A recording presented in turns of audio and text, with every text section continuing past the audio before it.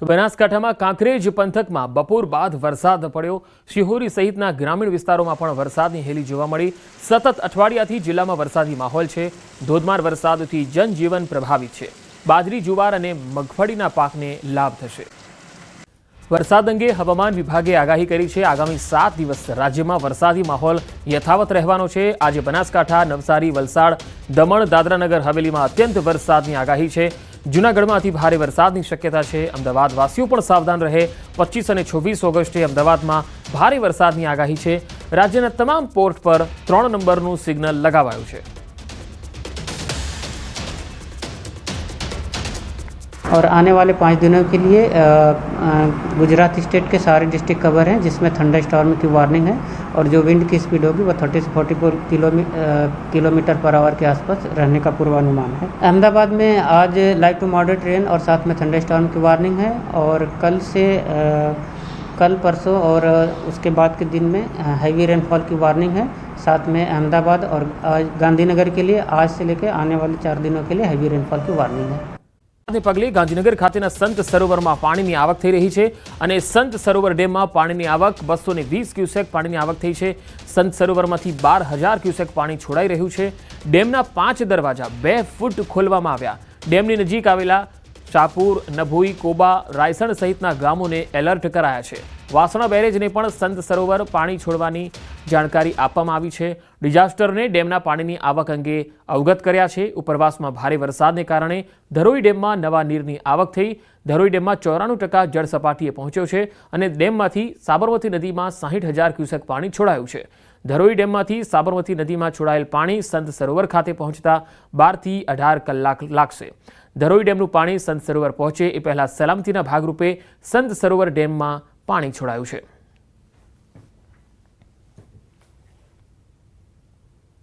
राज्य में भारेथी अति भारे वरसाद थयो छे ने भारे वरसादना पगले नदी नाळा जे छे ते छलकाया छे। आप जो दृश्य जोई रह्या छो ते गांधीनगर खाते आवेला संत सरोवरना दृश्यो छे के ज्यां पण पाणीनी आवक जे छे ते सारा प्रमाणमां थई छे। एटले के धरोई खातेथी पाणी जे छे ते छोडवामां आव्युं छे अने तेनी सीधी असर जे छे ते संत सरोवर उपर पण जोवा मळी रही छे। महत्वनुं ए छे के अत्यारे हाल संत सरोवरनी वात करीए तो संत सरोवर पाणीनी सपाटी जे छे તે 53 ઇંચની જે સપાટી જે છે તે જોવા મળી રહી છે, જેના કારણે સંત સરોવરમાંથી પણ પાણી જે છે તે છોડવામાં આવ્યું છે। મહત્વનું એ છે કે સંત સરોવર ડેમમાંથી પાણીની આવક 220 ક્યુસેક પાણીની આવક જે છે તે થઈ છે ને તેના કારણે સંત સરોવરમાં 12,000 ક્યુસેક જે છે તે પાણી છોડવામાં આવી રહ્યું છે। આપ દ્રશ્ય જોઈ રહ્યા છો કે 5 ડેમના દરવાજા જે છે તે ખોલવામાં આવ્યા છે અને આ પ્રકારે પાણી જે છે તે સીધું વાસણા બેરેક તરફ સંત સરોવરથી જઈ રહ્યું છે અને તે પ્રકારે છોડવામાં આવ્યું છે। જોકે સંત સરોવરથી જે પ્રકારે પાણી છોડવામાં આવ્યું છે તેને લઈને નીચાણવાળા જે ગામો જે છે શાહપુર, નભોઈ, કોબા, રાયસણ જેવા ગામો જે છે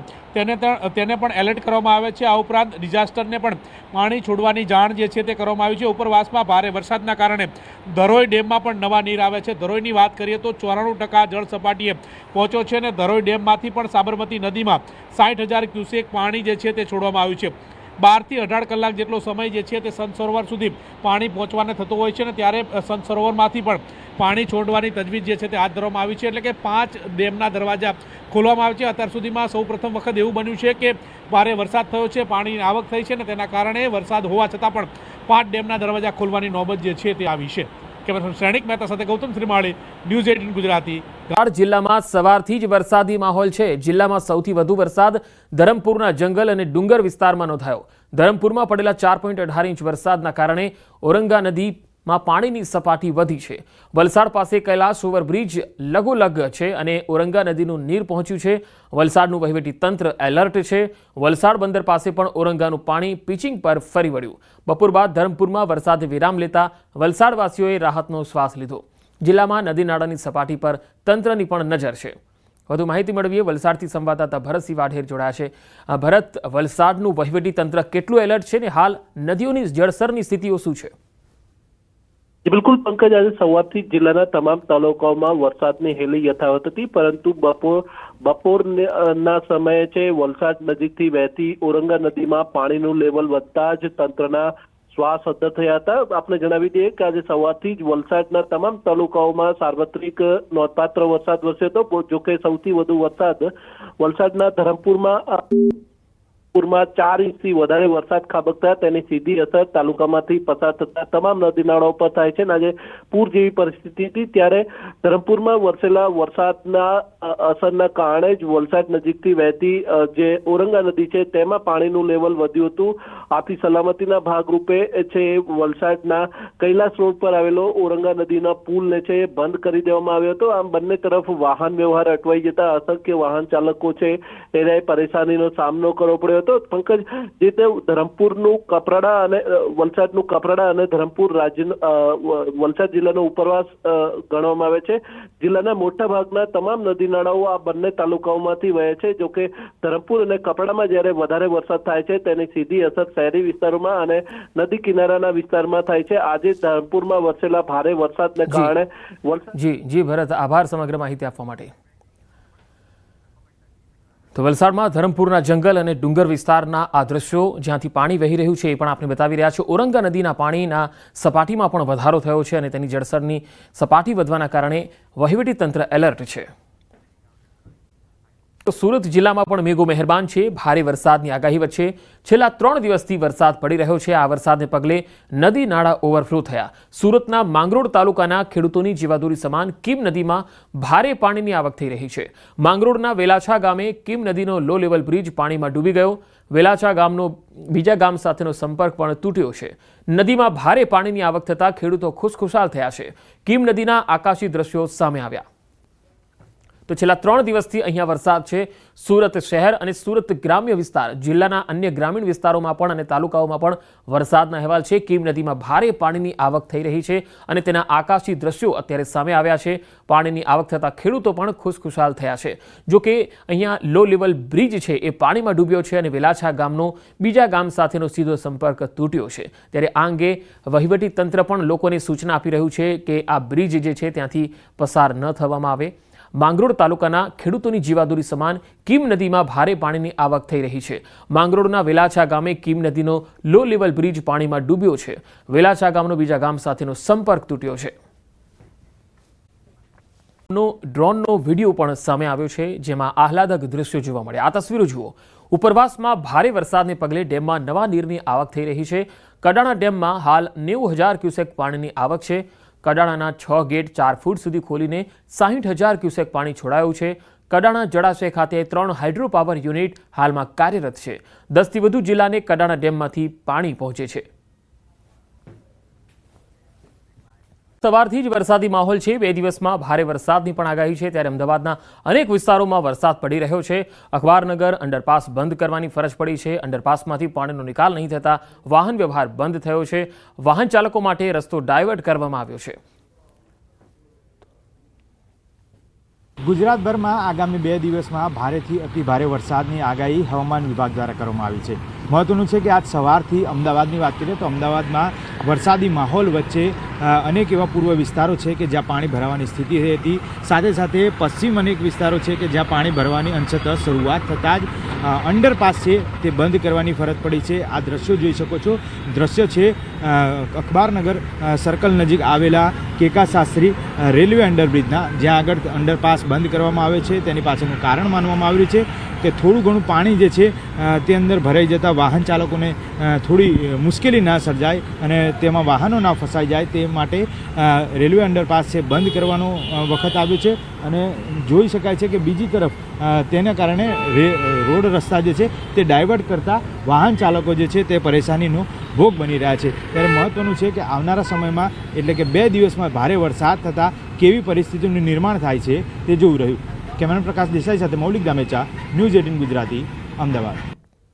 અમદાવાદ શહેરમાં વરસાદી માહોલ જામ્યો છે. છેલ્લા 2-3 દિવસથી સતત અમદાવાદ શહેરની અંદર વરસાદ વરસી રહ્યો છે અને આજે શનિવારે વહેલી સવારથી જ ધોધમાર વરસાદ વરસી રહ્યો છે. અનેક એવા વિસ્તારો છે કે જ્યાં પાણી ભરાવાની સમસ્યા જોવા મળી રહી છે. આપ જે દ્રશ્ય જોઈ રહ્યા છો આ દ્રશ્ય અમદાવાદના એસજી હાઈવે ઉપરના એટલે કે મકરબા એસપી કચેરી પાસેના દ્રશ્યો છે કે જ્યાં જે ડ્રેનેજ લાઇનમાંથી પાણી બહાર આવી રહ્યું હતું અને સમગ્ર રોડ ઉપર ગટરનું પાણી ઉભરાઈ ચૂક્યું છે. ભારે દુર્ગંધ મારી રહી છે. લોકો અહીં ભારે હાલાકીમાંથી પસાર થઈ રહ્યા છે કારણ કે આ જે પાણી છે તે ખૂબ જ દુર્ગંધ મારતું પાણી છે.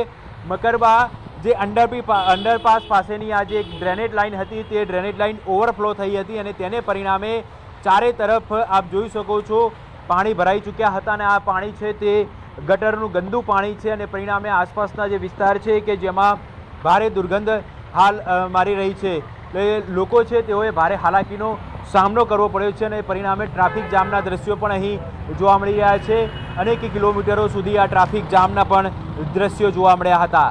કેમેરામેન હિરેન શાહ સાથે ઋત્વિજ સોની, ન્યૂઝ 18 ગુજરાતી, અમદાવાદ। પંકજ, તો સ્થિતિ વણસી બની શકે છે કારણ કે જે રીતે અમદાવાદ શહેરની ભૌગોલિક સ્થિતિ છે, જો અમદાવાદ શહેરના વાસણા બેરેજના જે પાણી છે તેનો સ્તર જો ઊંચું રહે તો અમદાવાદ શહેરમાંથી પાણીનો નિકાલ નથી થતો અને એ તરફ કહી શકાય કે ધરોઈ ડેમ જે છે તેમાંથી પણ 65,000 ક્યુસેક પાણીની આવક છે તે જોવા મળી રહી છે, તો બીજી તરફ સંત સરોવર જે ડેમ છે તેમાંથી પણ 12,000 ક્યુસેક પાણી આવી રહ્યું છે। જે રીતે હાલ અપડેટલી આંકડા મળી રહ્યા છે બપોરના 4 કલાક સુધીના, તેની અંદર જે વાસણા બેરેજ છે તેનું લેવલ છે 123 ફૂટ કરાયું છે। હર હંમેશા માટે જ કહી શકાય કે વાસણા બેરેજ 127-129 ફૂટ જેટલું તેનું લેવલ મેન્ટેન થતું, પરંતુ તેમ છતાં પણ આ વખતે તેનું લેવલ છે એકદમ ડાઉન કરાયું છે કારણ કે જે એક તરફ વેધર વિભાગે પણ અનુમાન લગાડ્યું છે કે ઉત્તર ગુજરાતના અનેક એવા વિસ્તારોમાં ભારે વરસાદ થશે, તેના કારણે જે ધરોઈ ડેમ છે તેમાં પાણીની આવક થશે। ધરોઈ ડેમ હાલ 90થી 94% જેટલો ભરાઈ ગયો છે, ત્યારે તેમાંથી પાણીનો જે ફ્લો છે જે જી બિલકુલ, તો અમદાવાદના એસજી હાઈવે ઉપર પણ ટ્રાફિક જામના દ્રશ્યો જોવા મળી રહ્યા છે। આ તસવીરો તમે જોઈ શકો છો। સરખેજ પાસે વરસાદી પાણી ભરાતા વાહન ચાલકોને મુશ્કેલીનો સામનો કરવો પડ્યો। ગટરના પાણી બેક મારતા હાઈવે પર પાણી ભરાયા, અનેક વાહનો રસ્તા વચ્ચે બંધ પડ્યા, હાઈવે પર અવર જવર કરવામાં મુશ્કેલીનો સામનો કરવો પડ્યો। વાત અમદાવાદની પણ કરી લઈએ। અમદાવાદમાં વરસાદને કારણે પાણીનો ભરાવો થયો છે। ચાણક્યપુરી રોડ પર ઢીચણસમા પાણી ભરાયા। ઘાટલોડિયા ચાણક્યપુરીના આ દ્રશ્યો છે। અહીંયા ઢીચણસમા પાણી ભરાયા છે। રોડ પર વરસાદી પાણી જમા થયું છે, જેના કારણે લોકોને અવરજવરમાં ભારે હાલાકી પડી રહી છે। તસવીરો જોઈ શકાય છે કે કારના ટાયર ડૂબી જાય એટલું પાણી રસ્તા પર છે। મુખ્ય માર્ગ પર પસાર થવામાં ભારે હાલાકી।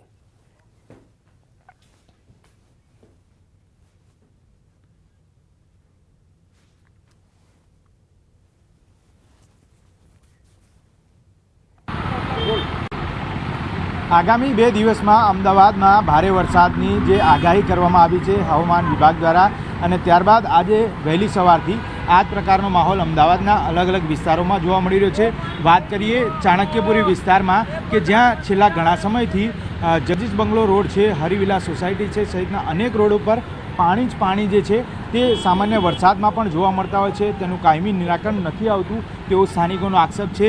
બીજી તરફ ચાણક્યપુરી જે વેજીટેબલ માર્કેટ છે તે વેજીટેબલ માર્કેટ પાસે મોટી સમસ્યા જે છે તે એ જોવા મળી રહી છે કે તેમનું જે કામગીરી જે છે તે યથાવત છે અને તેના કારણે ક્યાંક ને ક્યાંક પાણીનો ભરાવો જે છે તે અહીંયા આગળ ચાલુ રોડ ઉપર જોવા મળી રહ્યો છે અને અનેક વાહન ચાલકો જે છે તેને મુશ્કેલી પડી રહી છે।